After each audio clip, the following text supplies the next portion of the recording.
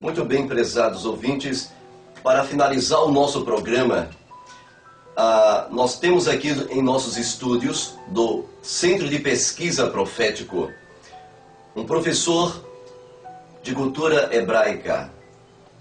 Shalom, professor. Shalom.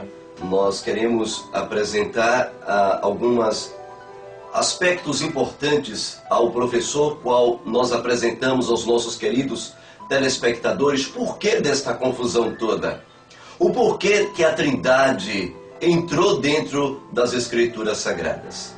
Por exemplo, nós temos uma declaração da própria Bíblia, nós temos aqui em mãos a Bíblia Thompson.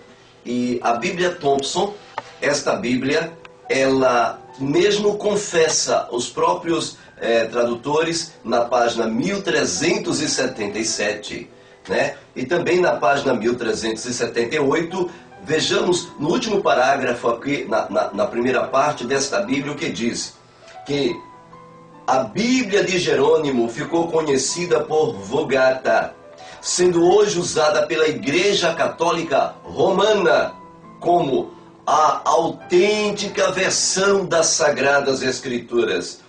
E eles aqui confessam, apesar que muitos eruditos a acharem pobre e até acusarem de cometer falhas gravíssimas. Sim, prezados ouvintes, prezados telespectadores, o problema é que nós não estamos trazendo confusão para você. Nós queremos tirar você desta confusão. E isso é enfatizado pela própria Bíblia na página 1378, exatamente na segunda parte, no terceiro parágrafo, quando diz: milhares de erros foram detectados no Novo Testamento Almeida. Muitos deles produzidos pela comissão de eruditos que tentou harmonizar o texto em português. E veja que no parágrafo seguinte diz: o próprio Almeida identificou mais 2000 erros nesta tradução e colocou mais erros ainda. Como vocês sabem, a Bíblia, como nós temos hoje, é uma Bíblia que está com muitos textos adulterados.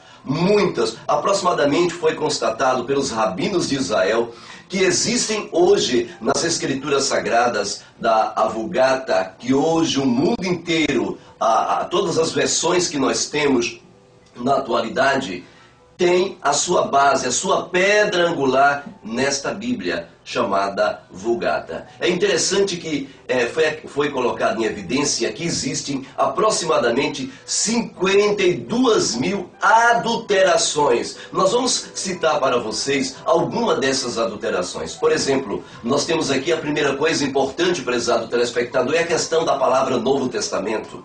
Né, professor? A palavra Novo Testamento, por exemplo, não existe no hebraico. A expressão Novo Testamento foi colocada pelo imperador romano, pagão, chamado de Adrianos, no ano 130, exatamente para dar uma evidência de que não precisa mais guardar a Torá, não precisa mais guardar aquilo que é de judeu, aquilo que é do velho. Então ele chamou o Velho Testamento, ele deu então nova luz, dizendo Novo Testamento, e começou a mudar as palavras da Bíblia. Exatamente, nós temos aqui o professor de cultura hebraica que está conosco e vai nos apresentar alguns aspectos destas mudanças. Shalom, professor. Shalom. A escritura hebraica ela é interessante na sua história. Nós temos, teologicamente falando, a primeira versão que foi traduzida para o grego, conhecida como Septuaginta. Depois, historicamente, temos uma segunda versão chamada de Vulgata Latina, que seria uma tradução para a língua latina. Já na primeira versão, na Septuaginta, encontramos diversos equívocos ali escritos, né, em relação às escrituras originais. Na segunda versão da Vulgata Latina, a situação piorou ainda mais. O termo Brit Hadashah, em hipótese alguma, poderia ser traduzido como Novo Testamento, pois o termo Brit Hadashah, no hebraico, significa renovação da aliança. Brit, aliança, Hadashah, renovação.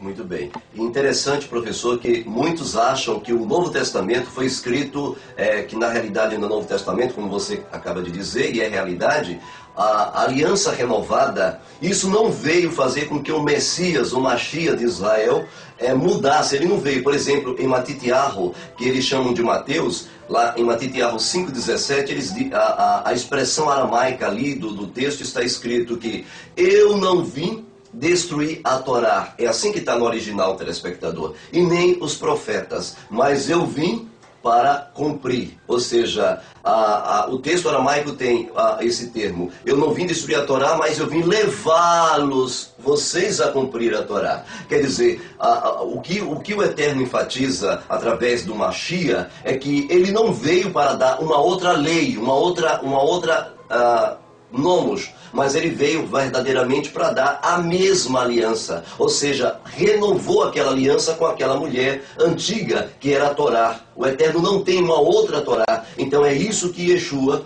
o Mashiach de Israel, veio fazer, levar avante o casamento que foi partido para que continue na renovação da aliança, esse casamento fosse reatado novamente. Por exemplo, eles dizem que este Novo Testamento, a renovação da aliança, foi feita em grego. Nós podemos perceber que, na realidade, isso não é verdade, né? Verdade. Os princípios do Torá, eles são eternos, absolutos e imutáveis. Quem vê o Torá sendo entregue a Moshe ali no Monte Sinai ainda não tem uma compreensão muito ampla, né, do contexto e significado do que é o Torá.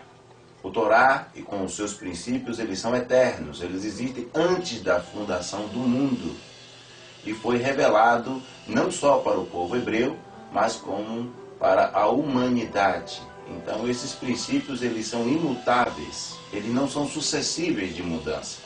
O que aconteceu é que durante a história do povo hebreu, alguns reis, né, de Israel, eles mudaram os princípios fundamentais do Torá. Isso foi profetizado nos Salmos. No Salmos capítulo 11, versículo 3, diz: destruídos os fundamentos, o que parar o justo? Ou como se poderá fazer justiça? Então, em Irmiyahu 31, o Hashem chama o seu profeta e diz que fará um concerto com a casa de Israel, né? E a cláusula de contingência fundamental e importante para esse novo concerto, ou para a renovação desse concerto, será colocar o Torá na sua mente e escrever no teu coração. Desta maneira, de hipótese alguma, o Torá pode ser abolido ou destruído, pois os seus princípios são eternos, absolutos e imutáveis. Por exemplo, nós temos aqui mais o próprio livro de Armindo de Abreu, O Poder Secreto, professor. Ele fala aqui dentro do seu livro, é impressionante, e é um dos maiores pesquisadores brasileiros no contexto de cultura profética, hebraica e histórica. Ele diz o seguinte, que existem mais de 80 evangelhos, ou seja, na verdade, existiram aproximadamente 360 evangelhos que hoje desapareceram. Estes evangelhos não existem mais. Roma, a igreja romana, ela escondeu esses evangelhos e colocou o bispo Irineu, pela supersticioso, ele acreditava 4 pontos cardeais da terra, acreditava tudo em 4, e então escolheu 4 evangelhos para entrar aqui em evidência. Ou seja, eles manipularam a Bíblia. Nas próprias palavras do historiador Armindo de Abreu, ele diz, a Bíblia tal conhecemos hoje foi uma colagem composta pelo imperador romano Constantino, que foi pagão a vida inteira e batizado somente na sua morte. Na página 304, ele diz, Constantino mandou fazer uma Bíblia novinha. E a Bíblia de Constantino, na página 305, ele continua, vem sendo considerada como a verdadeira sagrada escritura há milênios. E não há ninguém, interessante que eu achei essa expressão do Armindo de Abreu, é muito importante. Ele disse, abre aspas, não há ninguém mais doutrinado do que o doutrinador. Quer dizer, prezado telespectador, que a Bíblia que você usa hoje, esta Bíblia que o povo diz, a Bíblia Almeida, a Bíblia dos crentes, a Bíblia do católico, ambos, apesar que a Bíblia católica tem 8 livros a mais, que eles chamam de apócrifos, mas ambos tiveram a mesma fonte, ambos tiveram a mesma raiz, ambos nasceram de um mesmo ramo, da Vulgata, nasceram ali de Jerônimo, prezado telespectador. Uma Bíblia altamente adulterada. Um exemplo técnico disso é exatamente a Bíblia Viva. Esta Bíblia, no ano 2000, foi entregue aproximadamente com diversos outros nomes, não precisa ser o nome Bíblia Viva propriamente dito.